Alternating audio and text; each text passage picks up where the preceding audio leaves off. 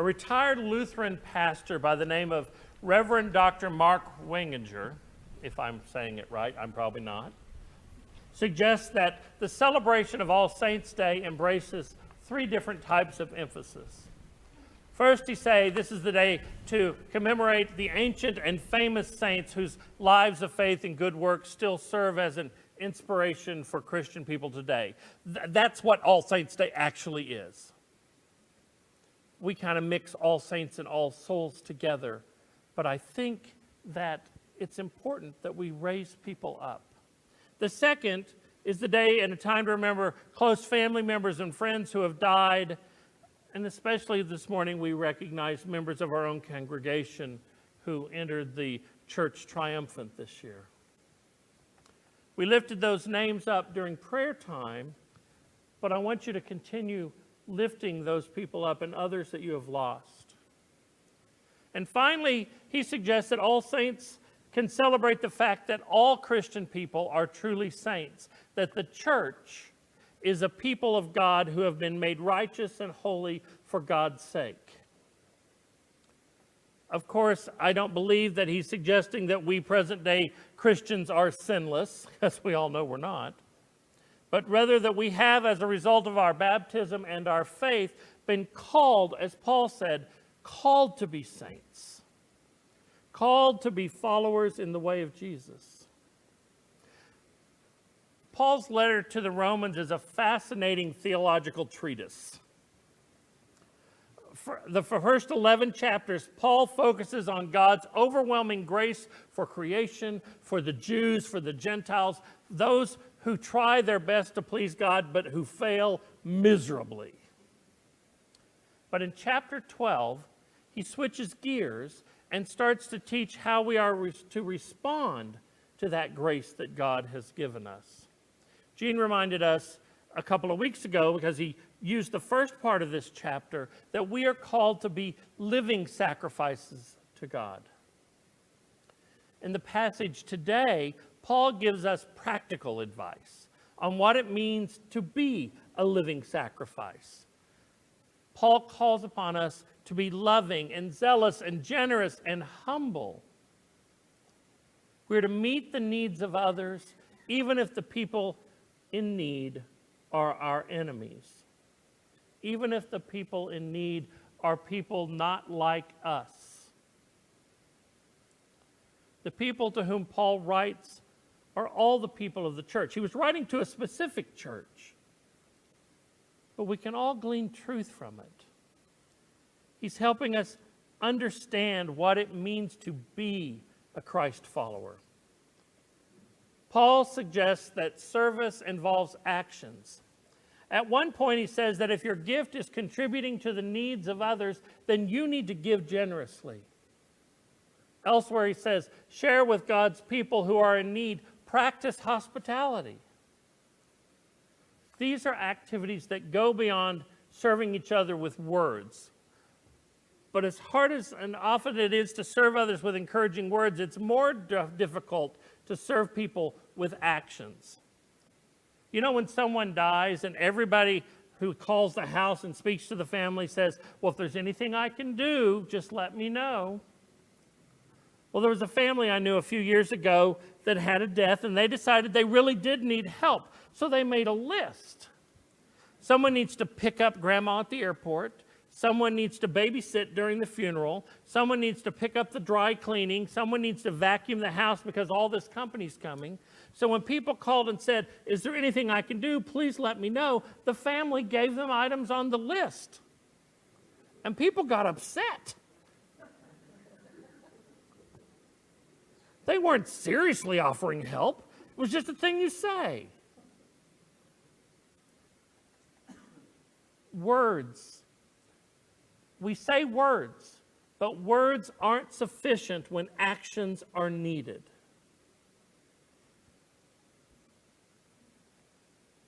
I often say to people, call me if you need me, and I really do mean it. Sometimes my wife will say, don't answer the phone. But I really do mean it.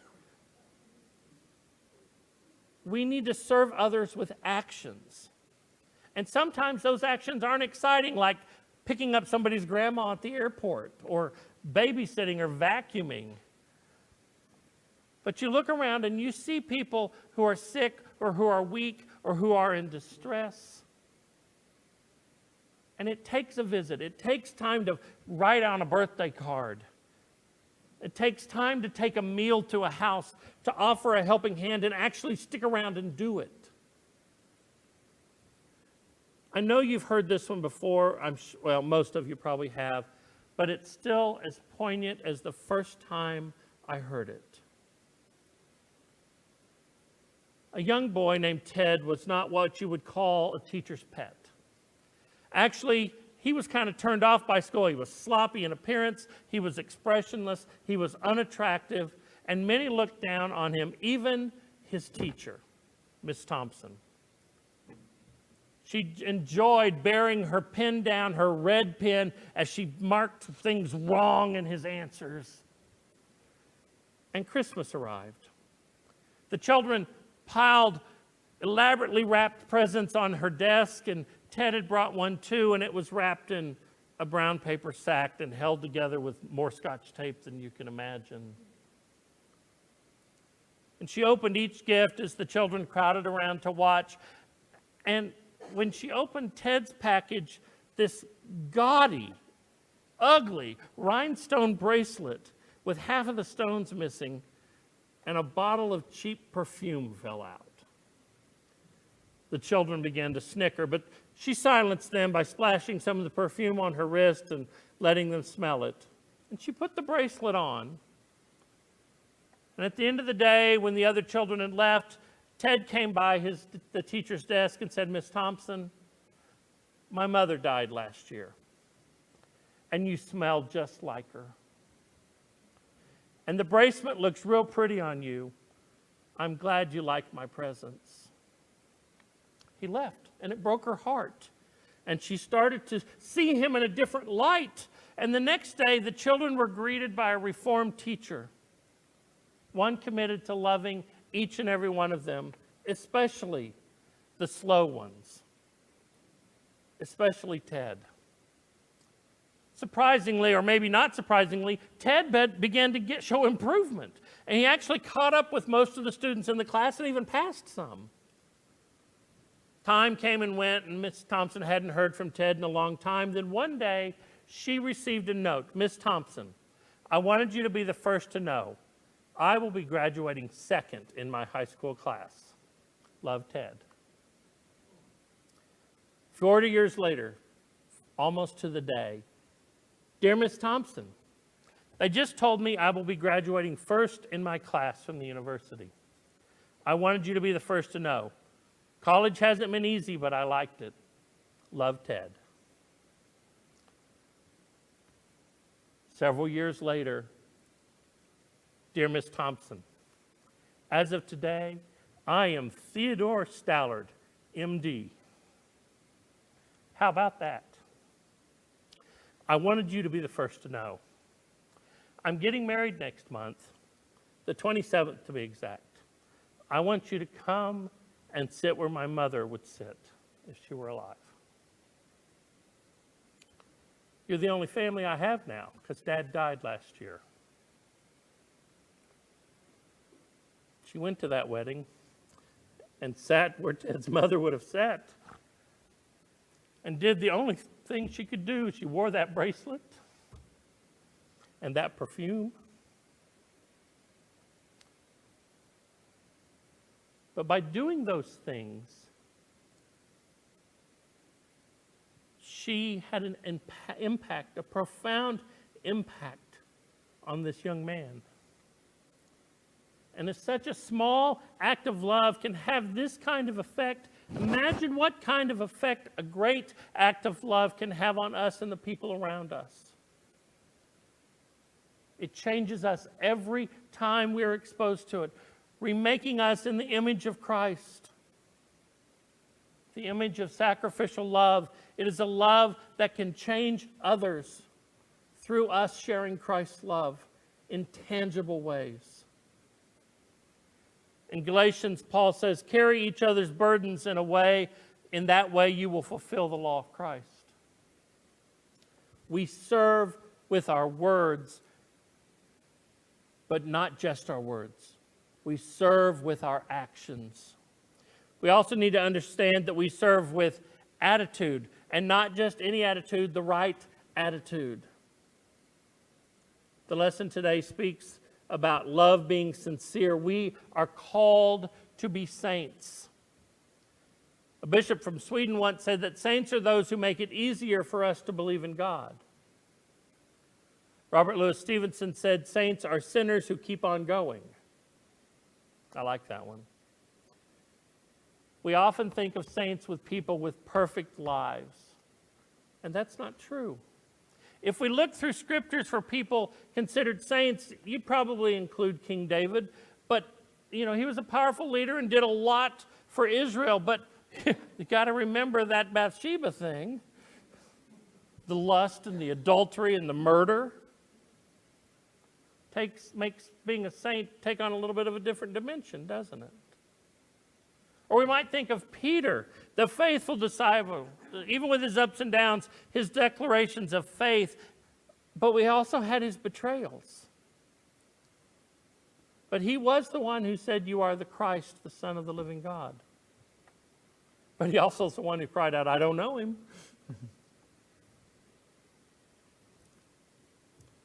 One of the people we lost this year was Larry Batten. And Larry could be a real jerk. Even so, over the years, he was an elder, he was on the finance committee, but in the last 8 or 9 years of his life, he figured out what it meant to love the stranger. If you'd asked him 10 years or so ago if some of his closest friends would be homeless men and women, he thought you were crazy. But because Larry showed God's love to the stranger with bicycles, a lot of those people aren't on the streets anymore. Larry heard the call to let God's love shine through him. Nobody's ever going to say Larry was a perfect person. He was actually a grumpy old man, even to the end. But in his final years, he heard God's calling as a saint. June Kinsey passed away. And I would go see her every once in a while at her house, and her smile could just light your whole week. She always brought me joy. And she wasn't perfect, but she was called to be a saint. Carol Moore. Carol was a regal, amazing woman who I always saw dressed to the nines. When she started having memory issues, she and Jack weren't able to come to church as much, but it gave me the opportunity to go and visit them at their home in the middle of Goldsby. Let me just say that if you didn't know where this house was, you weren't going to find it on accident. But once I did find it, I went back a number of times. Always enjoy my time talking with the both of them. But Carol and I got to talk quite a bit because every time, well, not every time, but most times, Jack would get a phone call and he'd have to go deal with something. And Carol and I got to talk some more. I got to learn about the school that they ran, about their time in Woodward, about a little bit about her house and how she grew up in Stillwater. And even as she progressed with more dementia, I heard the same stories over and over, but it was a delight to hear her tell them. In those conversations, I came to know that Carol knew what it meant to share God's love in the world. Whether it was running a school with Jack, keeping Jack out of trouble, which was, I think, a full-time job, or supporting others in the community, God's amazing light shone through her. Carol wasn't a perfect person, but she was a saint. But we also have living saints right here. Take James and Julianne and Daniel and Tom and Ezra and now Justin back there, and until recently Alan and Ray. They give of themselves every week so that we can worship in the midst of music and sound and working microphones and so that the people who are sitting at home right now worshiping with us can participate. None of them are perfect, but called to be saints. Bridget Taylor and Sherry Malget, John and Julianne Annesley, Renee Wooten, Kyle Cujo, Teresa Giddings, all these people work with our public school kids. They work with them so that these kids can be successful, so that these kids can know that there's another adult that loves them. They're called to be saints as they share God's love every day. Carol McDonald and Brooklyn Havener are down the hallway with our kids every week so that they will know the stories of faith and feel God's love. Denny Boswell, sitting nonchalantly over there, made so many of these wooden figures for Worship and Wonder. He also made that sound booth back there, and this platform that I'm sitting on right now, and that ramp that I added later that he was like, oh. Denny's called to be a saint. Anna Holloway serves in a prison system as a chaplain for those of other faiths that don't have someone for them. She's called to be a saint. Raylene and Wanda and Teresa and Julianne and Jean and Alan, our board members, have been working tirelessly to keep the congregation going, to try to sell that property up on the hill so that the church can continue. I especially want to lift up Raylene as board chair for the countless hours she puts in, and Gene for all he does to assist in the finances. But these men and women may not know it or even admit it, but they're saints. Bradley Havener works with the Poor People's Campaign here in Oklahoma. Lynn Mann and Kristen Malget work in the medical situations. Betty Coffrin, along with Raylene, helps take care of her mother. Joanne Moorhead and Wanda and Raylene work with Master Gardeners. Don Fleming helps offering and communion and takes instruction well, because, this morning I changed what he was doing. Bill and Tony Thompson and Linda Boswell, John Coley, Meredith Harrison, all these people light up a room with their smiles. On those Sundays when I'm just having a bad day, those smiles lift me up and let me know it's going to be okay. Linda, Ashley, Lisa, Sally, John Wooten at home, Derek. Nobody's perfect, but we all share the gifts that God has given us in order that others might have a better day. Jack calls me every once in a while. Carol, I can hear Carol in the background. And every time you call, you light my life for a little while. Just hearing your voice. We are called to be saints. And whether or not we actually know it, we show others what it means to be a Christ follower. I want to end with one more. Someone that demonstrated for us all what it means to be a follower in the way of Jesus, and that's Jeff Hamilton.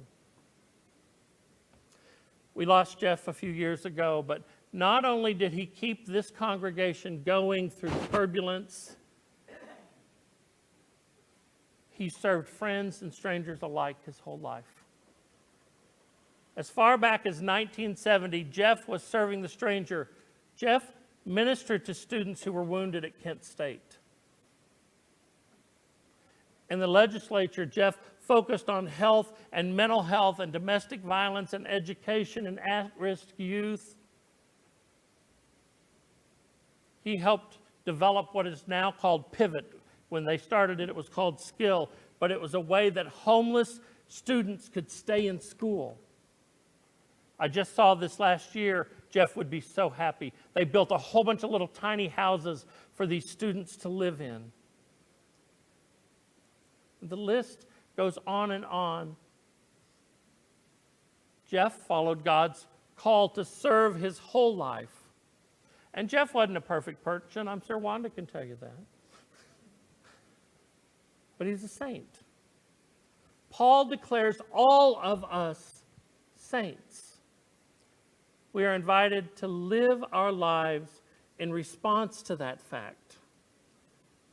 We are saints made real in our baptism and our following of the one who taught us what it means to love. A saint is not someone who by his or her own reason and strength has achieved greatness. When we become followers in the way of Jesus, we are given a brand new perspective on reality, a reality that's quite different from the reality of the world. The world tells us that only the rich and the self-satisfied are happy. They're the ones who are popular. They're the ones who are blessed. And Jesus said, nonsense. You are blessed because no matter what external conditions prevail in your life, because it is God, not the world, with the final word on who you really are. We are called to be saints, to live our lives reflecting that reality. Let us pray. Gracious and loving God, we give you thanks for all your saints throughout the ages, both great and small. All who have revealed your word in faithfulness and who have enabled the proclamation of your redeeming grace in Christ Jesus to be passed on from generation to generation. Through the power of the Spirit, inspire us, encourage us to continue to witness to the message of the gospel, to share God's love in actionable ways, so that it might continue to nurture the faith of generations to come. Amen.